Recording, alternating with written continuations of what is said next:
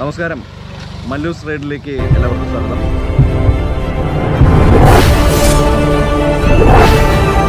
ഞങ്ങൾ കാലത്ത് 6:30-ക്കാണ് പെരുവന്മലയിലെത്തുന്നത്.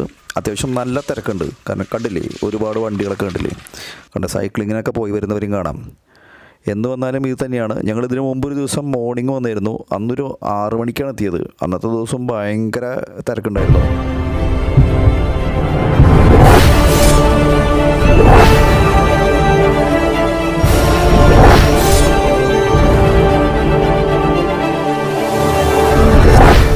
അടുത്ത് കിടക്കുന്നൊരു സ്ഥലമാണ് കേട്ടോ പെരുവന്മല. അതായത് തൃശ്ശൂരിൽ നിന്ന് അമല വഴി കേച്ചേരി സെൻട്രലിൽ ഇറങ്ങുക. അവിടുന്ന് നേരെ റൈറ്റ് നമ്മുടെ വടക്കാഞ്ചേരി പോകുന്നൊരു വഴി കാണാം. അവിടെ നിന്ന് ഒരു 1/2 കിലോമീറ്റർ പോയി കഴിഞ്ഞാൽ ഒരു ജുമാ മസ്ജിദ് പള്ളി കാണാം. അതിന് നേരെ ഓപ്പോസിറ്റാണ് പെരുവന്മല. അവിടെ നിങ്ങൾക്ക് ബോർഡ് കാണാവുന്നതേ ഉള്ളൂ കേട്ടോ. പിന്നെ വേറൊരു വഴിയുണ്ട്. അതായത് നമ്മൾ ഹൈവേയിൽ തന്നെ തൃശ്ശൂരിൽ നിന്ന് വരുമ്പോൾ കേച്ചേരിക്ക് തൊട്ട് മുമ്പുള്ള സ്റ്റോപ്പ് മഴുവഞ്ചേരി. അവിടെ ഇറങ്ങിയിട്ട് റൈറ്റ് പോയി കഴിഞ്ഞാലും നിങ്ങൾക്ക് പെരുവന്മല എത്തിച്ചേരാവുന്നതാണ്. ഞങ്ങളെന്തായാലും ഈ വഴിയാണ് പ്രിഫർ ചെയ്തത്. കാരണം നല്ല ഒരു ആംബിയൻസ് ഒക്കെ ഉള്ളൊരു വഴിയാണ്.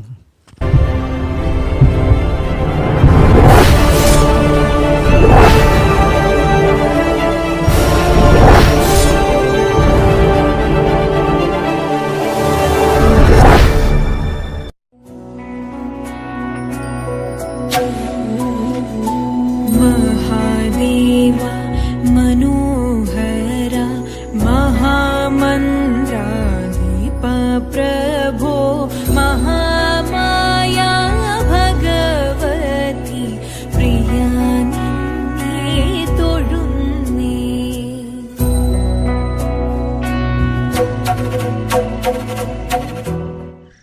അങ്ങനെ ഞങ്ങൾ പെരുവന്മല എത്തിയിരിക്കുകയാണ്. നല്ല അടിപൊളി യാത്രയായിരുന്നു കേട്ടോ. കാരണം വെച്ചാൽ ട്രക്കിംഗ് എന്നൊന്നും പറയാൻ പറ്റില്ല, പക്ഷേ നല്ല അടിപൊളിയായിട്ട് ഞങ്ങൾ എൻജോയ് ചെയ്തു. ഇതിൻ്റെ മുകളിൽ ഒരു പ്രത്യേകത ഉണ്ട് കേട്ടോ. നമ്മുടെ അവിടെ താഴെ വെച്ചിട്ട് ഒരു ചേട്ടന്മാർ പറഞ്ഞതാണ്. അത് എന്താണെന്ന് വെച്ചാൽ നമുക്ക് കാണാം. അത് നമുക്ക് നേരിട്ട് കണ്ട് ഫീൽ ചെയ്യേണ്ടൊരു സംഭവമുണ്ട്. അതായത് ഇവിടെ ഒരു ആലും മാവും കൂടിയിട്ടുള്ളൊരു കൺസെപ്റ്റ് ഉണ്ട്. ആത്മാവ് എന്ന് പറയും. അതായത് നമ്മുടെ വേറെ എവിടെയും കാണാത്തൊരു സംഭവമാണ്. അതായത് ആലും മാവും കൂടിയിട്ട് ഒരുമിച്ച് ഒറ്റ മരമായിട്ട് നിൽക്കുകയാണ്.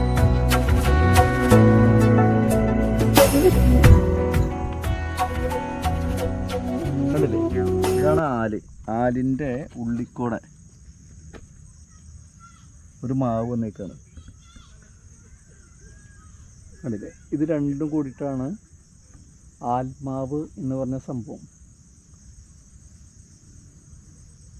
ഇതൊരു വളരെ പുരാതനമായിട്ടുള്ളൊരു അമ്പലമാണ്. അപ്പോൾ എന്തെങ്കിലും വല്ല കൺസെപ്റ്റുകളൊക്കെ ഉണ്ടായിരിക്കാം അതിൻ്റെ പിന്നിൽ.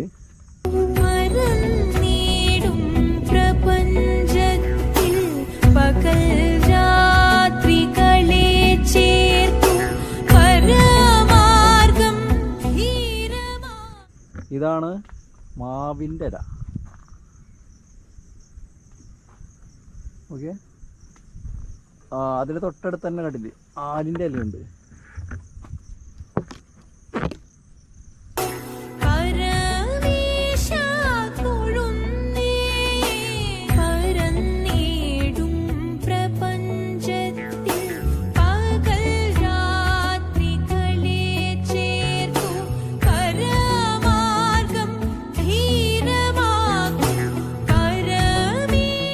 ഒരു പ്രധാന വഴിപാട് എന്ന് പറയുന്നത് കയറാണ്.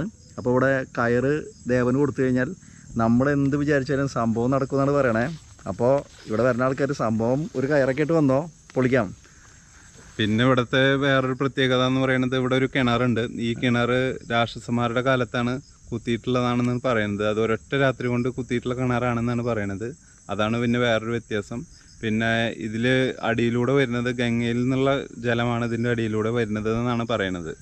അതും ഒരു പ്രത്യേകതയായിട്ട് പറയുന്നത്. സംഭവം ഒരുപാട് പ്രത്യേകതകളുണ്ട് കേട്ടോ. ഈ സ്ഥലത്തിൽ വന്നു നോക്കി കഴിഞ്ഞാൽ വേറൊരു വൈബ് നമുക്ക് ഫീൽ ചെയ്യും. അത് പറയാണ്ട് വയ്യ. കാരണം എന്തൊക്കെയോ പ്രത്യേകതകളുണ്ട്. സാധാരണ ശിവൻ്റെ അമ്പലത്തിൽ വന്നു കഴിഞ്ഞാൽ അവിടെ ഒരു പ്രത്യേകത കാണാറുണ്ട്, ആ ബ്യൂട്ടിഫുൾ ആയിട്ടുള്ള പ്ലേസും മറ്റുള്ള കാര്യങ്ങളൊക്കെ.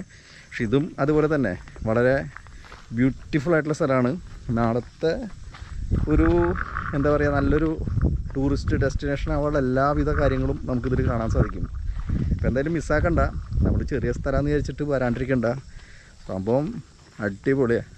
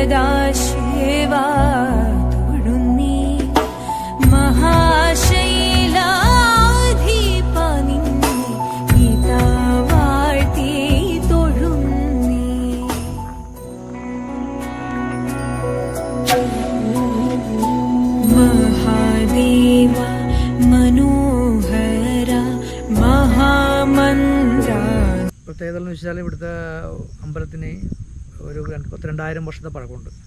അതുപോലെ തന്നെ ടിപ്പു സുൽത്താൻ ആക്രമിക്കപ്പെട്ട ക്ഷേത്രങ്ങളിൽ ഒരു ക്ഷേത്രമാണെന്നാണ് പറയപ്പെടുന്നത്. വിഗ്രഹങ്ങളൊക്കെ ഉടച്ച് കിണറ്റിലിട്ടേക്കായിരുന്നു. പിന്നീട് രണ്ടാമത് പുനരുദ്ധരിച്ചിട്ട് ക്ഷേത്ര പൂജാതി കാര്യങ്ങളൊക്കെ ചെയ്തു പോയിക്കൊണ്ടിരിക്കുകയാണ്. ഇവിടുത്തെ പ്രത്യേകത വെച്ചാൽ ഏറ്റവും ഉയരത്തിൽ നിൽക്കുന്ന ഒരു ക്ഷേത്രമാണ്. അപ്പോൾ അതുകൊണ്ട് നല്ല പവർഫുള്ളായിട്ടുള്ളൊരു ക്ഷേത്ര സങ്കേതമാണിത്. അതുപോലെ ഇതിൻ്റെ പുറകിൽ ഒരു ആലുമാവും കൂടി നിൽപ്പുണ്ട്. അത് ആത്മാവ് എന്ന സങ്കല്പത്തിൽ അത് വളരെ പ്രധാനമാണ്. അതുപോലെ തന്നെ ഇവിടുത്തെ കിണർ ഭൂതത്താന്മാർ കുഴിക്കപ്പെട്ടെന്നാണ് പറയുക. അത്രയ്ക്കും വലിപ്പവും അത്രയും ഒരിക്കലും വെള്ളം പറ്റത്തുമില്ല.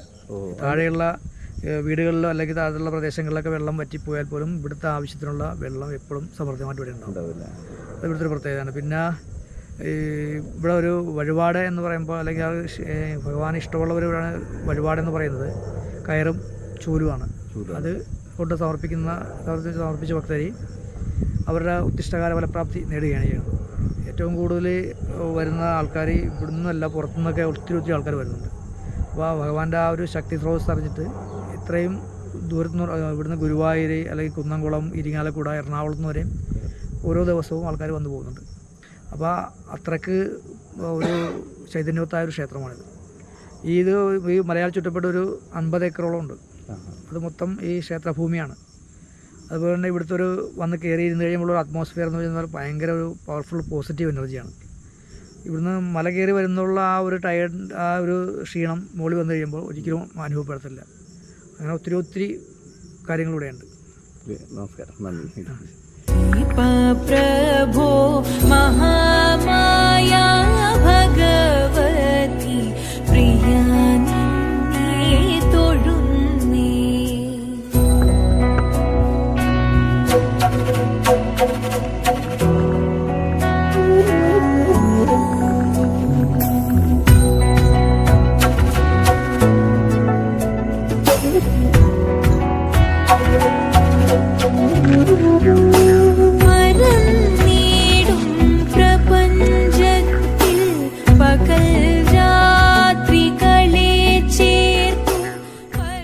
മൂന്നാറിൽ നീലക്കുറിഞ്ഞി പൂക്ക തുടങ്ങിയ കാര്യങ്ങളൊക്കെ നിങ്ങൾക്ക് അറിയാം അല്ലേ? അപ്പോൾ ഇവിടുത്തെ ഒരു പൂ എന്ന് പറയുന്നത് കണ്ണാന്തളിയാണ്. അത് ഒക്ടോബർ മാസത്തിലൊക്കെയാണ് അത് പൂക്കുക. അത് കാണാനായിട്ട് ഒരുപാട് പേര് ഇങ്ങോട്ട് വരുന്നുണ്ട്. ഇപ്പോൾ ഞാനിവിടെ സെർച്ച് ചെയ്തുകൊണ്ടിരിക്കുകയാണ്. കിട്ടുമെന്നറിയില്ല. ഞങ്ങളെന്തെങ്കിലും ട്രൈ ചെയ്ത് നോക്കാം. ഓക്കെ, ഞങ്ങൾ ഈ സംഭവം ഒന്നും കണ്ടിട്ടൊന്നുമില്ല. കണ്ണാന്തളി എന്താണെന്ന് ഞങ്ങൾക്ക് അറിയില്ല. പക്ഷെ ഞങ്ങളിങ്ങനെ നെറ്റിലൊക്കെ കണ്ട് ഒരു പൂവിനൊക്കെ നോക്കി ഞങ്ങളിങ്ങനെ സെർച്ച് ചെയ്യുന്നുണ്ട്. കിട്ടിയാൽ കാണിച്ചു തരാം കേട്ടാ. ഓക്കെ,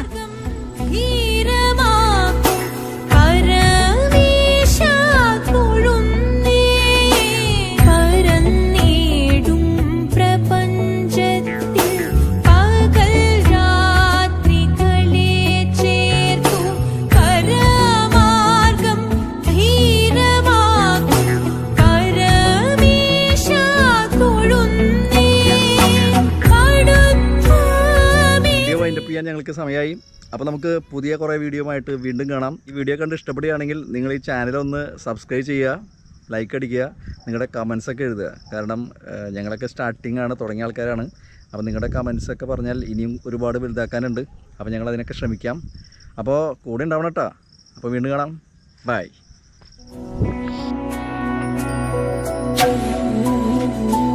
महादेवा